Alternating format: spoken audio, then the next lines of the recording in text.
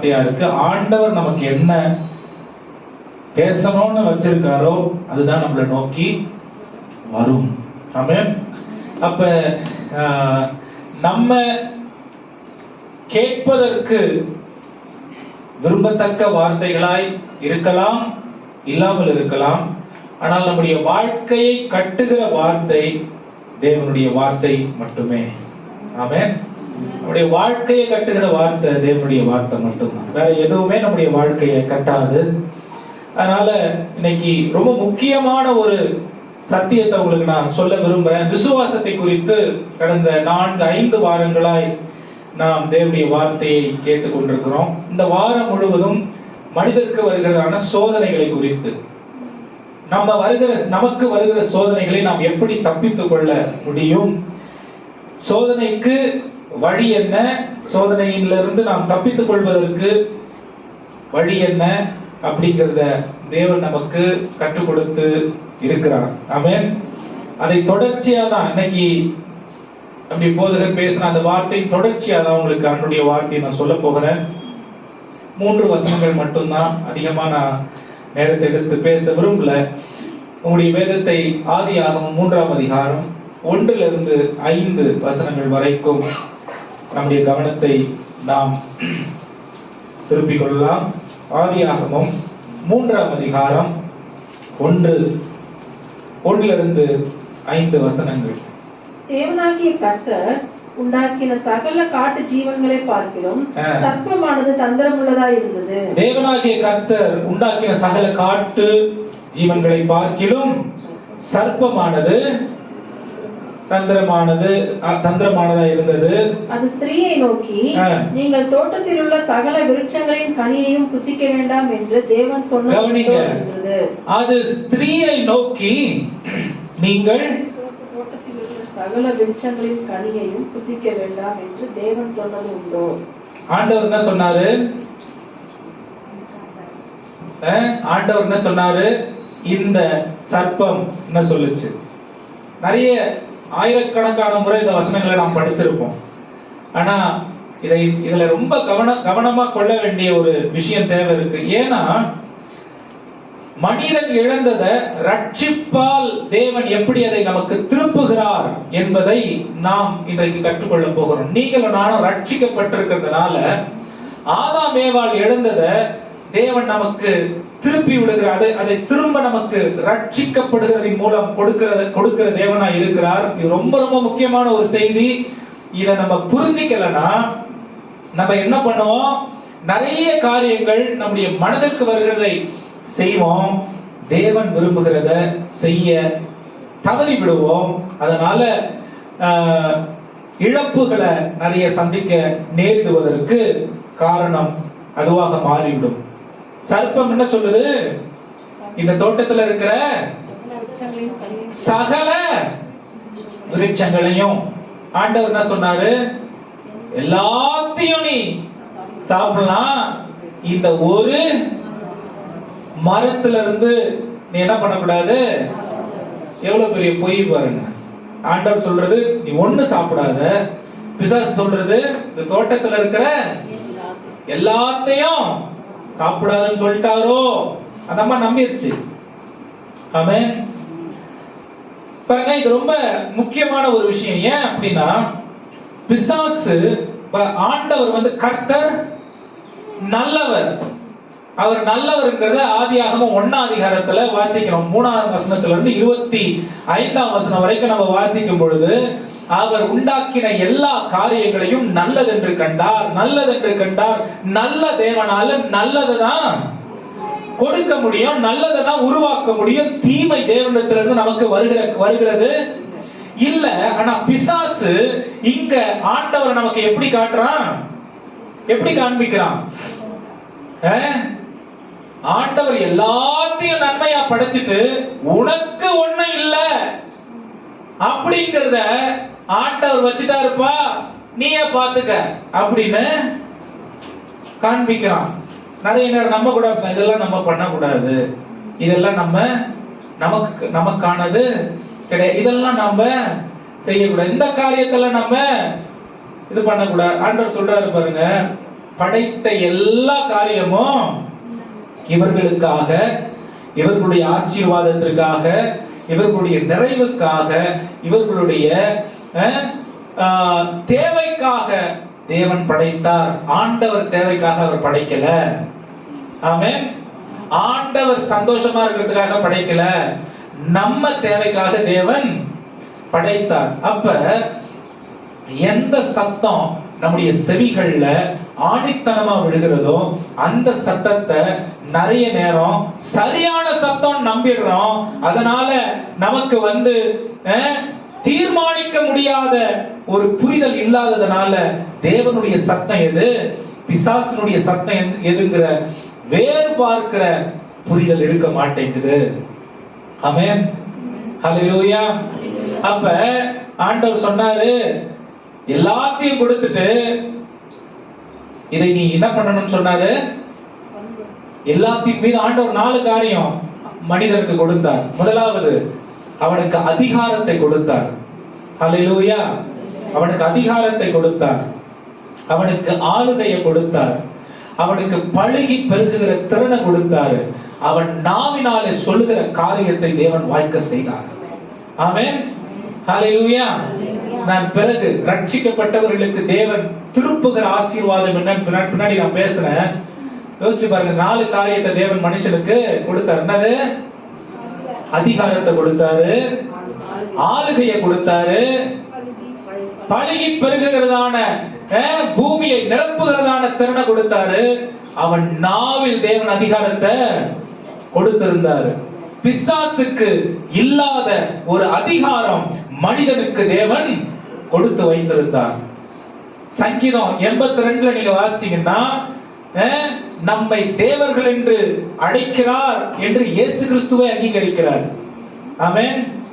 உடனே நம்ம ஒரு குரூப்பை ஃபார்ம் பண்ணிடக்கூடாது. பாஸ்டரே சொல்லிட்டாரு, நான் தேவன், நீ பிதாவா இருந்துக்க, நீ குமாரனா இருந்துக்க, நீ பரிசுத்தாவியானவரா இருந்துக்க, நம்மளே ஒரு உலகத்தை நடத்தலாம், அப்படி போயிடக்கூடாது. ஆமென். ஆளுகை செய்கிறவர்கள் தேவர்கள், ஆனால் கடவுள் நம்ம இல்லை. ஆமென். கடவுள் அவர் நமக்கு அவர் மட்டும்தான். ஆமென். அப்ப இது ஏன் ரொம்ப முக்கியமான ஒரு விஷயம் அப்படின்னு சொன்னா, யோசிச்சு பாருங்க. எல்லாத்தையும் கொடுத்து வச்சிருக்கிற ஒரு ஆளுக்கு, எல்லா நன்மைகளும் இருக்கிற ஆளை நீங்க எப்படி சோதிப்பீங்க? பிசாசுக்கு சோதிக்கிறதுக்கு அந்த மனுஷனுக்கு ஒண்ணுமே இல்ல. நிறைய நேரம் நம்ம என்ன நினைச்சுக்கிறோம்னா, தேவனிடத்துல இருந்து உண்டாக்கப்பட்ட இந்த ஆதாம் ஏவாள் ரொம்ப வீக்கான ஆட்கள் நினைச்சுக்கிறோம். அவர்கள் பாவம் இல்லாமல், கரைத்துறை இல்லாமல் தேவனால் உருவாக்கப்பட்டவர்கள். நாம் பாவத்தில் பிறந்திருக்கிறோம், நாம் பாவ உலகத்துல வாழறோம். ஆனா ஆதாம் ஏவாள் பாவத்தில் பிறக்கல. அவர்கள் பரிசுத்தமாய் தேவனுடைய கரங்களால் உருவாக்கப்பட்டவர்கள். ஆமென். அப்ப தேவனுடைய நிறைவான உருவாக்குதல் இந்த ஆதாம் ஏவாளுடைய வாழ்க்கையில பார்க்க முடியும். ஆமென். ஒன்னாவது. இரண்டாவது ஒரு முக்கியமான காரியம் என்ன அப்படின்னா, இந்த நன்மைய செய்கிற தேவனை தீமையாய் காண்பிக்கணும்னு பிசாசு முடிவெடுத்த பிறகு அவன் வகை தேடின ஒரு காரியம் என்ன அப்படின்னு பார்த்தா, நிறைய காரியங்கள் இருக்கு. அதுல ஒண்ணு என்ன அப்படின்னா, தேவன் பண்ணாதன்னு சொன்ன விஷயத்த நீ ஏன் பண்ணக்கூடாது அப்படின்னு தூண்டுதலை கொடுக்கிற ஒரு மனிதனாய் அல்லது தூண்டுதலை கொடுக்கிற ஒரு சக்தியாக பிசாசு வருகிற ஒரு நிலைமையில் பார்க்கிறோம். இதை அப்ளை பண்ணும்போது, வெறும் வசனத்தை தான் நான் சொல்றேன், நம்முடைய வாழ்க்கைக்கு எப்படி இதை பொருத்தி பார்க்க முடியும் சொல்லும்போது உங்களுக்கு புரியும். மூன்றாவது ஒரு காரியம், ஒரு குறைவில்லாமல் ஆண்டவர் இந்த மனிதர்களை படைத்தாரு. இந்த ஆதாம் ஏவாளை வச்சாரு, எல்லாம் நிறைய வச்சிருக்க பாருங்க. ஒருவேளை தேவை இருந்துச்சுன்னா அந்த தேவையை காட்டி அவனை சோதிக்கலாம், குறைவு இருந்ததுன்னா குறைவை காட்டி சோதிக்கலாம், பசி இருந்ததுன்னா பசியை காட்டி சோதிக்கலாம், வியாதி இருந்துச்சுன்னா வியாதியை காட்டி ஏதோ ஒண்ணு பண்ணி சோதிக்கலாம். எல்லாமே நிறைவா இருந்த இவர்களுக்கு சோதனைய எப்படி மேற்கொள்ள முடியல அப்படின்னு பார்க்கும் பொழுது கவனிங்க, ஒரு காரியத்தை மட்டும் ஆண்டவர் மனிதர்களுக்கு கொடுக்கல. எல்லாத்தையும் கொடுத்தாரு, எல்லாத்தையும் கொடுத்தாரு. ஒரு காரியத்தை மட்டும் ஆண்டவர் மனிதர்களுக்கு கொடுக்கல. 2ஆம் அதிகாரம் 15-16 வசனம் வாசிங்க. ஆதியாகமம். தேவனாகிய கர்த்தர் மனுஷனை ஏதேன் தோட்டத்தில் அழைத்து கொண்டு வந்து அதை பண்படுத்தவும் காக்கவும் வைத்தார். தேவனாகிய கர்த்தர் மனுஷனை நோக்கி, நீ தோட்டத்தில் உள்ள சகல விருட்சத்தின் கனியையும் புசிக்கவே புசிக்கலாம். ஆண்டவர் என்ன சொல்றாரு? நீ தோட்டத்தில் உள்ள சகல விருட்சத்தின் கனிகளையும் புசிக்கலாம். பிசாசுங்க என்ன சொல்றான்? நீ தோட்டத்தில் உள்ள சகல விருட்சத்தின் கனிகளையும் புசிக்க கூடாதுன்னு சொல்லிட்டாரோ அப்படின்னு இருக்கு. வாசிங்க. புசிக்கலாம், ஆனாலும் நன்மை தீமை அறியத்தக்க விருட்சத்தின் கனியை புசிக்க வேண்டாம். நன்மை தீமை அறியத்தக்க கனியை புசிக்க வேண்டாம். கவனிங்க, ஆதாம் ஏவாளுக்கு அதுக்கு முன்னாடி நன்மை தீமையை அறிகிற அறிவு இருந்துச்சா இல்லைங்களா? அந்த கனியை புசிக்கிறதுக்கு முன்னாடி நன்மை தீமை அறிகிற அறிவு இருந்ததா இல்லையா? இருந்ததா இல்லையா? இருந்ததுனாலதான் ஆண்டவர் சொன்னது சரின்னு சொல்லி நம்பி அத செய்யாம இருந்தாங்க. இங்க பிரச்சனை நல்லது கெட்டது எதுன்னு தெரியாம ஆதாம் ஏவாள் வைக்கப்படல. இங்க பிரச்சனை என்னன்னா, ஆண்டவருடைய வார்த்தை எப்படி இவருடைய வாழ்க்கையில் ஆளுகையா இருந்தது, தேவனுடைய வார்த்தையினால் நடத்தப்பட்ட இவர்களுடைய வாழ்க்கை எப்படி பூரணமான பாதுகாப்புள்ள வாழ்க்கையா இருந்தது என்பதை அநேக வருடங்கள், எத்தனை வருஷம் ஆதாம் ஏவாளை வச்சு ஆண்டவர் வாழ வச்சாருன்னு தெரியல, எத்தனை 1000 வருஷம் தெரியல. ஆனா அத்தனை வைத்த நாட்கள்லயும் ஆண்டவருடைய வார்த்தை அவர்களுடைய வாழ்க்கையில் உண்மை உள்ளதா இருந்ததுனால அவர்களுக்கு வேண்டிய எல்லா ஆசீர்வாதங்களையும் நிறைவாய் தேவன் அவர்களுக்கு கொடுத்திருந்தார். ஆமென், கொடுத்திருந்தார். ஆனா ஒண்ண மட்டும் கொடுக்கல. என்ன தெரியுமா? இந்த நன்மைய தீமைய அளவிடுகிற காரியம், எது நன்மை எது தீமைங்கிறத அளவிடுகிற அளவுகோல மனுஷங்கிட்ட ஆண்டவர் கொடுக்கல. ஹல்லேலூயா. ஏன்னா அவர் மட்டும்தான் தீர்மானிக்கிற இடத்துல அதிகாரம் படைத்த தேவனாய் இருந்தார். ஹல்லேலூயா. நன்மை எது தீமை எதுன்னு தீர்மானிக்கிற இடத்துல ஆண்டவர் இருந்தார். கொஞ்சம் பின்னாடி போலாம். பிசாசு லூசிபரா இருக்கிறதுக்கு, அதாவது லூசிபர் பிசாசா தள்ளப்படுறதுக்கு முன்னாடி வானத்திற்கு நான் ஏறுவேன், தேவனுக்கு சமமா மாறுவேன் அப்படின்னு அவன் யோசிச்ச அந்த யோசனை உலக பிரகாரமா நம்ம பார்த்தோம்னா, ஒரு ஆளு ஒரு ஸ்தானத்துல இருந்தா அடுத்து அவன் என்ன பண்ணணும்? ப்ரமோஷன் ஆயிட்டு மேல போயிட்டே இருக்கணும். லாஜிக்கலா சரிதான் அவன் சொன்னது. ஆமென். ஆனா அந்த அளவுகோல ஆண்டவர் பிசாசுக்கு கொடுக்கல. அந்த அளவுகோல எது நன்மை எது தீமைன்னு தீர்மானிக்கிற அளவுகோல மனுஷனுக்கு தேவன். அப்படின்னா என்ன அர்த்தம்? அப்படின்னா என்ன அர்த்தம்? என்னுடைய ஆளுகையில நீங்க இருக்கிற வரைக்கும், என்னுடைய சத்தத்தின் அது என்னுடைய வார்த்தையின் அந்த சத்தத்தின் ஆளுகைக்குள்ள இருக்கிற வரைக்கும் உங்களுக்கு என்ன இருக்கும்? பாதுகாப்பு இருக்கும், நன்மை இருக்கும், சேமம் இருக்கும், ஆசீர்வாதம் இருக்கும், நிறைவு இருக்கும். நீங்க சொல்ற வார்த்தை எல்லாம் பலிக்கும். அப்படிதான் ஆண்டவர் என்ன பண்ணியிருந்தார்? ஆதாம் ஏவாளை வச்சிருந்தாரு. எபிரேயர்ல வாசிக்கிறோம், வான தூதரை விட 2ஆம் அதிகாரத்துல சற்று சிறியவனாய் அவனை படைத்திருந்தாலும் மனுஷன் என்ன பண்ணாரு? படைத்திருந்தார். ஆனால் அவங்களை விட ஆண்டவர் நிறைய காரியங்களை மனிதனுக்கு வெளிப்படுத்தி இருந்தார் என்று வேதம் சொல்லுகிறது. மனுஷனை பார்த்துதான் தேவன் எவ்வளவு நல்லவர்னு நிறைய நேரத்துல இந்த வான தூதர்கள் கூட கண்டு கொள்ளுகிற காரியமா இருக்கும். 12ஆம் வசனம் 11ஆம் வசனத்துல அப்படியே நீங்க வாசிச்சீங்கன்னா 2ஆம் அதிகாரம் எபிரேயர்ல ஆண்டவராகிய இயேசு கிறிஸ்துவும் வான தூதனை விட சற்று சிறியவனாய் அவரை மாற்றி அவர் மனிதனாய் இருந்து தேவனுடைய விருப்பத்தை எல்லாவற்றையும் மனிதனாய் நிறைவேற்றினது மூலம் எல்லா ஆளுகையும் அவருக்கு கீழ்ப்படிந்தது என்று வேதம் சொல்லுகிறது. இதே வார்த்தை அதாவது எத்தனை சங்கீதம் எதுல வருது? 80ஆம் சங்கீதத்துல 82ஆம் சங்கீதத்துல வருது. வான தூதரை விட மனிதனை சற்று சிறியவனாய் படைத்திருக்கிறீர் என்று. ஹல்லேலூயா. எதுக்கு இது முக்கியம் அப்படின்னா, ஆண்டவருக்கு மட்டும்தான் எது சரி எது தவறு அப்படிங்கிறது தெரியும். ஹல்லேலூயா சொல்லுங்க. ஹல்லேலூயா. அப்ப ஆண்டவர் என்ன சொல்றாரு? இந்த கனியை புசிச்சாங்க. கனியை புசிச்ச உடனே இவங்க வந்து போய் ஒளிஞ்சுக்கிட்டாங்க. ஆண்டவருடைய ஆளுகைய இழந்து போயிட்டாங்க. ஆமென். ஆண்டவருடைய ஆளுகைய இழந்து போயிட்டாங்க. நேரடியா ஆண்டவர்கிட்ட வந்து இரவும் பகலும் தேவனோடு சஞ்சரித்த வழக்கமாய் வைத்துக் கொண்டிருந்த இந்த வழக்கத்தை எழுந்து போயிட்டாங்க. எது உள்ள வந்துருச்சு?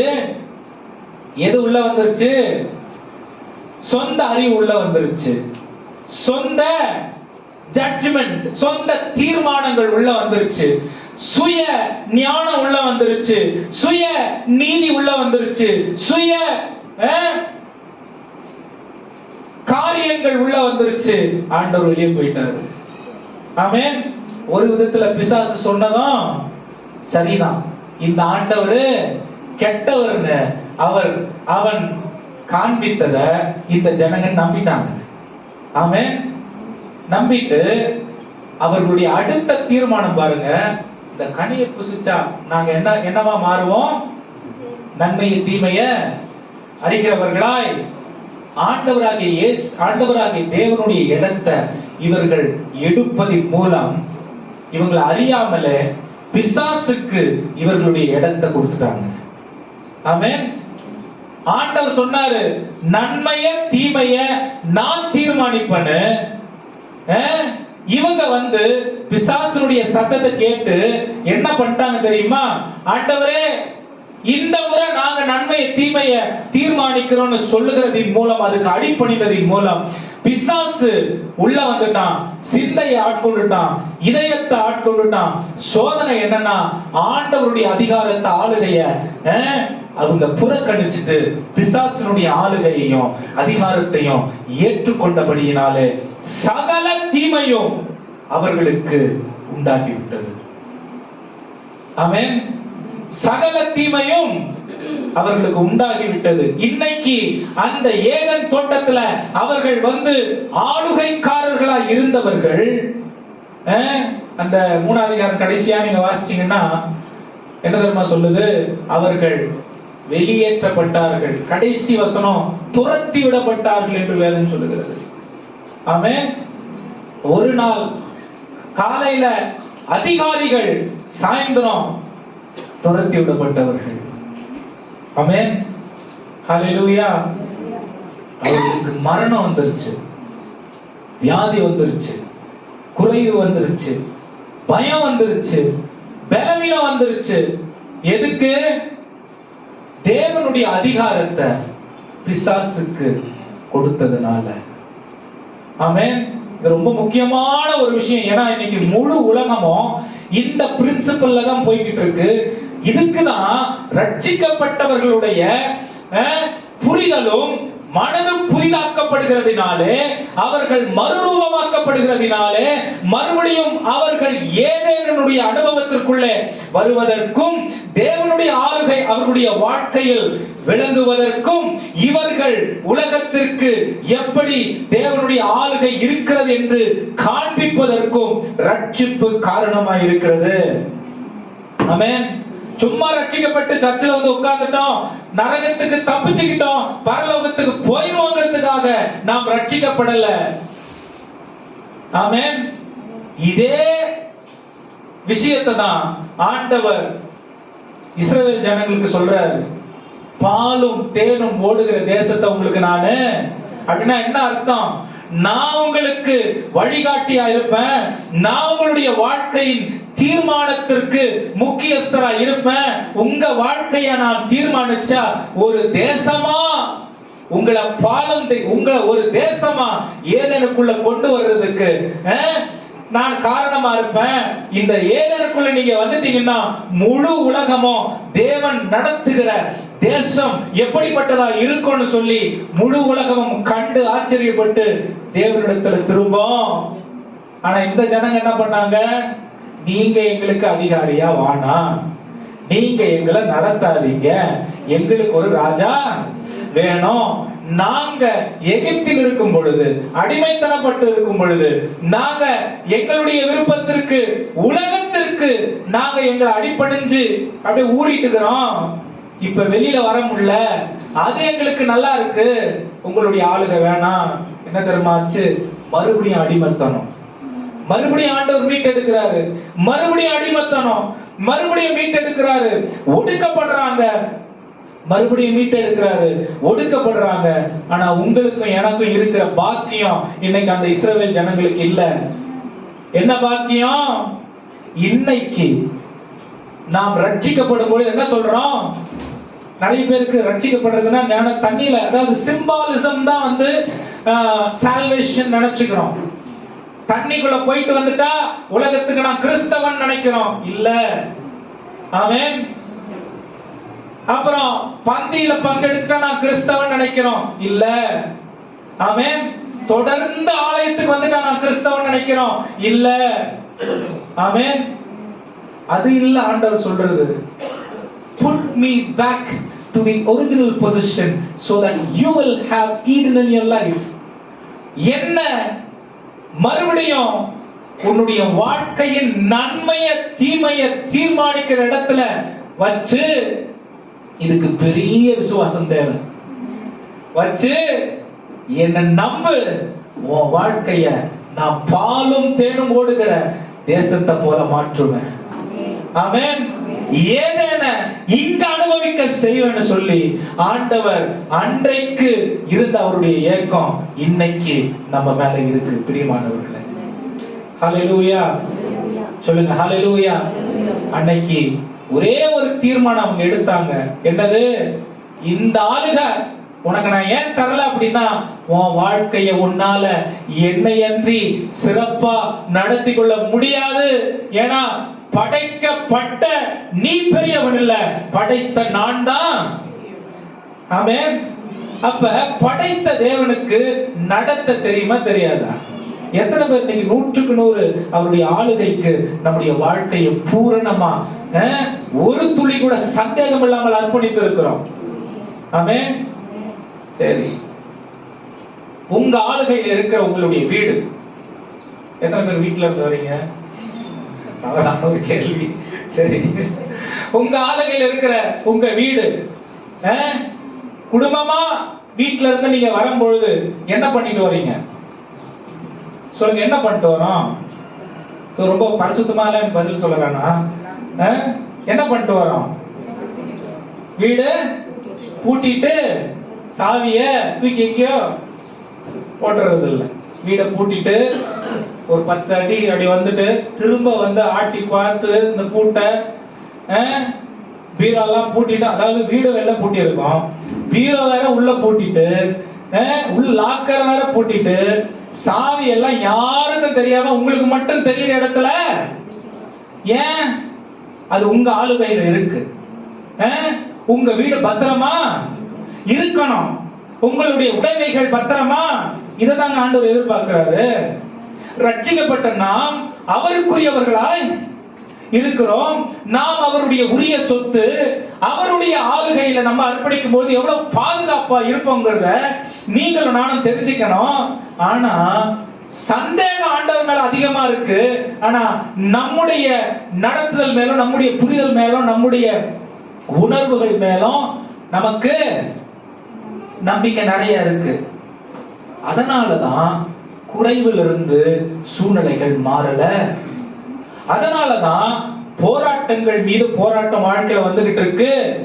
அதனாலதான் எல்லா விதமான என்ன சொல்றதுங்க, காற்றினால் அலசடிப்படுகிறதான சூழ்நிலையில் வாழ்க்கை அலசடிப்படுகிறது. ஆண்டவர் மீது வைக்க வேண்டிய விசுவாசம் பூரணமாய் நமக்கு இல்லாததனாலதான் சோதனை விசுவாசத்தை மேற்கொள்ளுது. ஏன்னா சோதனை சந்தேகத்தினால்தான் வரும். சோதனை எதனால வரும்? எதனால வரும் சோதனை? சந்தேகத்தினாலதான் வரும். சந்தேகம் கூட இல்லை, கேள்வினால வரும். விசுவாசமும் கேள்வினாலதான் வரும். ஆமென். என்ன கேள்வி நான் என் வாழ்க்கையை பார்த்து கேட்கறேங்கிறது தான் தேவையான ஒரு விஷயம். இந்த 3 நிமிஷத்துல நான் முடிச்சிருவேன். ஆமென். உங்களுடைய ஆளுகை யார் கையில் இருக்கிறதோ உங்களுடைய வாழ்க்கை அத போலதான் இருக்கும். ஆமென். நீங்க ரட்சிக்கப்பட்டவர்களாய் இருந்தால், ரட்சிக்கப்பட்டவர்களுக்கு வேற ஆப்ஷனே கிடையாது. வேற 2 ஆன்சர் கிடையவே கிடையாது. பக்கத்துல பார்த்து சொல்லுங்க, ரட்சிக்கப்பட்டவங்களுக்கு 2 வழி கிடையாது. சொல்லுங்க பக்கத்துல, ஏன்ட்ட சொல்லாதீங்க, எனக்கு தெரியும். ரட்சிக்கப்பட்டவர்களுக்கு 2 வழி கிடையாது. ஒரே வழி, இயேசுவுக்கு என் வாழ்க்கையை பூரணமா அவருடைய ஆளுகைக்கு அர்ப்பணிச்சிருந்தா. ஆமென்.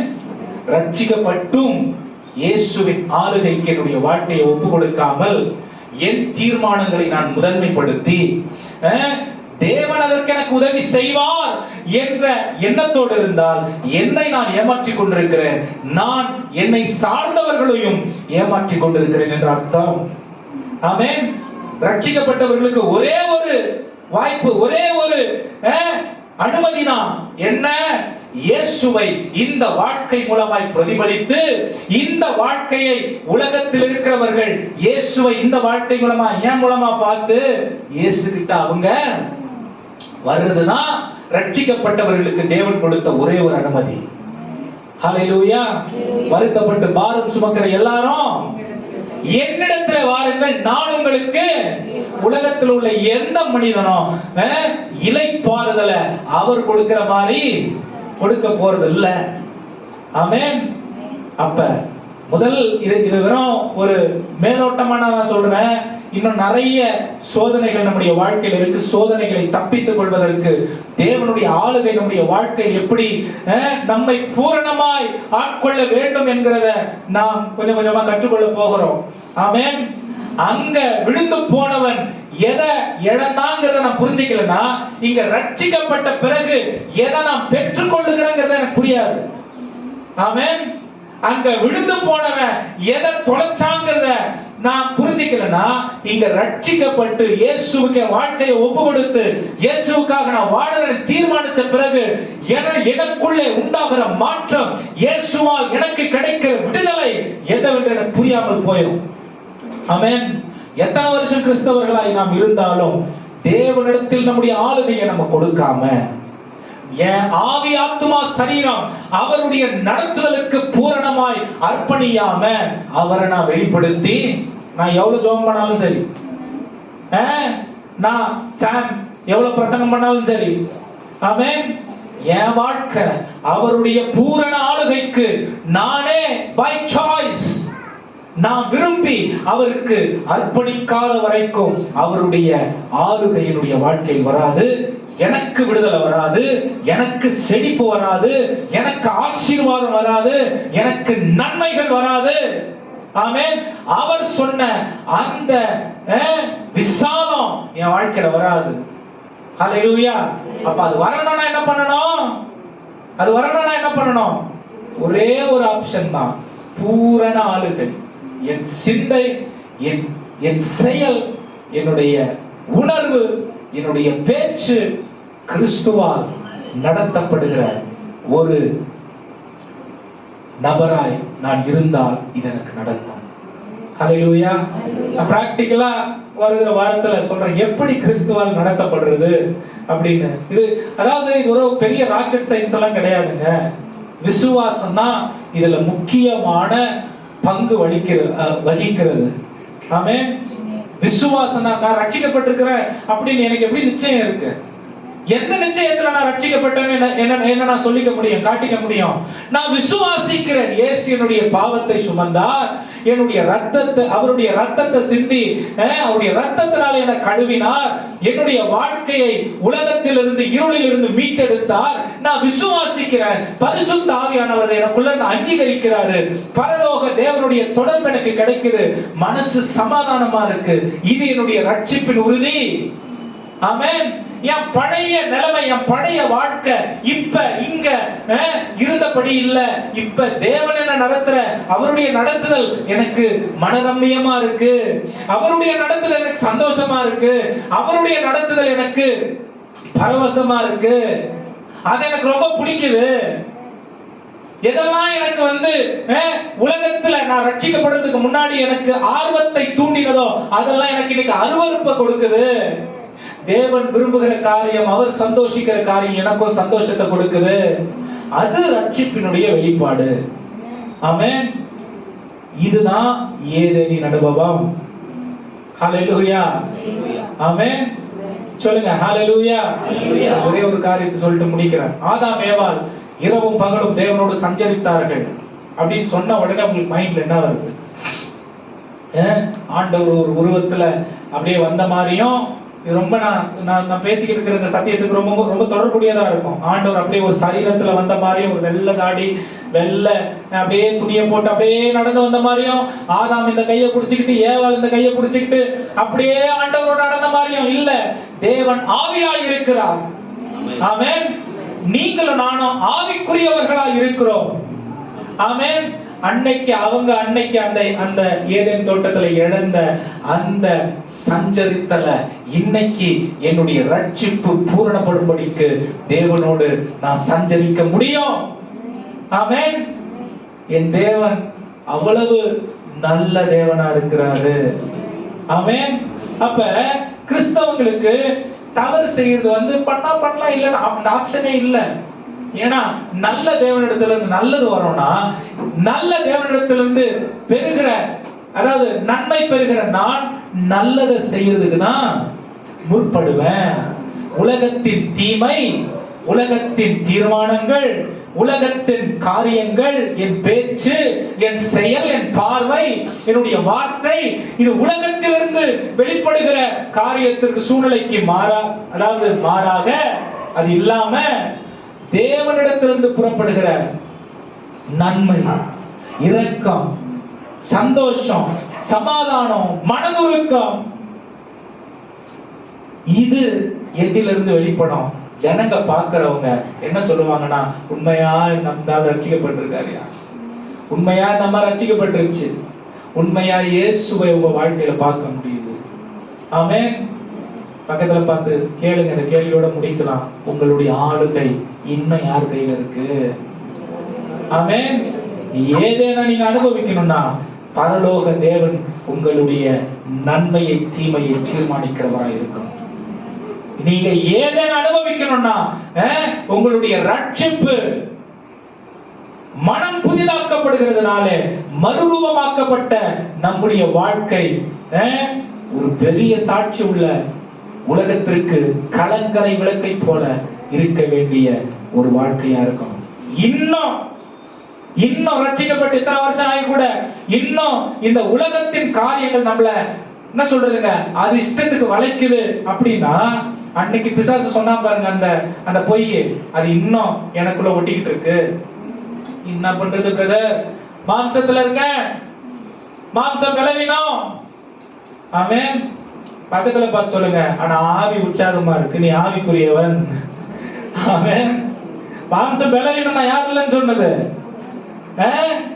ஆனா ஆவி உற்சாகமானது, நாம் ஆவிக்குரியவர்கள். ஹல்லேலூயா. நீங்க எதை அதிகமா ஃபீட் பண்றீங்களோ, எதுக்கு அதிகமா உணவளிக்கிறீங்களோ அதுதான் திடகாத்திரமா வளரும். ஆமென்.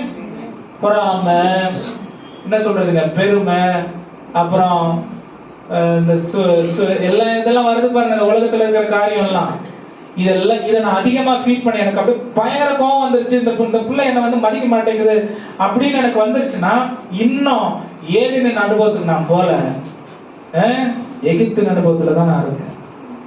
ஹல்லேலூயா. தள்ளப்பட்ட பிசாசனுடைய கோபங்கள் அதெல்லாம், அவனுடைய சுபாவங்கள் அதெல்லாம், அது என்னிலே வெளிப்படக்கூடாது. எப்பொழுதும் ராஜரீகம் பண்ணுகிற தேவனுடைய நன்மை, நல்ல காரியங்கள் என்னில் வெளிப்படணும். ஏன்னா நான் அவருக்கு உரியவன். ஆமென். இங்க இருக்கிற ஒவ்வொருவரும் அவருக்குரியவர்கள். ஆமென். தள்ளப்பட்ட பிசாசுக்கு எனக்கும் சம்பந்தம் இல்லை, நாம் அவருக்குரியவர்கள். குறைவுல இனிமே வாழ மாட்டேன்னு உங்க நாவல அறிக்கை செய்து வாழ முற்பட்டு பாருங்க, தேவனுடைய நிறைவை நாம் பார்க்க முடியும். ஹல்லேலூயா. கரங்களை தட்டி தேவனுக்கு மகிமை செலுத்தலாம். வரும் வாரங்கள்ல நம்ம எப்படி வரப்போகும் சோதனைகளுக்கு தப்பித்துக் கொள்ள முடியும்னு சொல்லி ஆண்டவர் நமக்கு கற்றுக்